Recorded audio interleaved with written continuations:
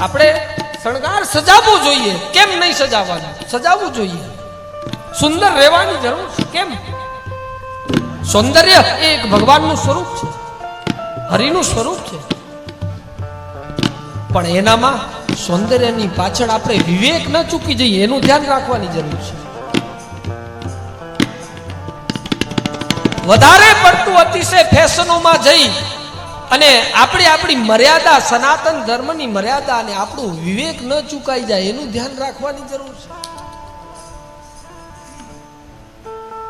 એટલા ફેશનોમાં કે આપણે એટલા હદ સુધી જઈએ કે આપણી સંસ્કૃતિ ત્યાં માથું નીચું કરીને બેસવું પડે સંસ્કૃતિને. આવું કામ કરવાની જરૂર નથી.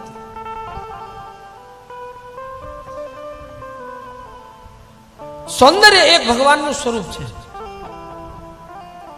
જરૂરી છે, પણ એ સત્સંગથી વિવેક પ્રાપ્ત થાય છે.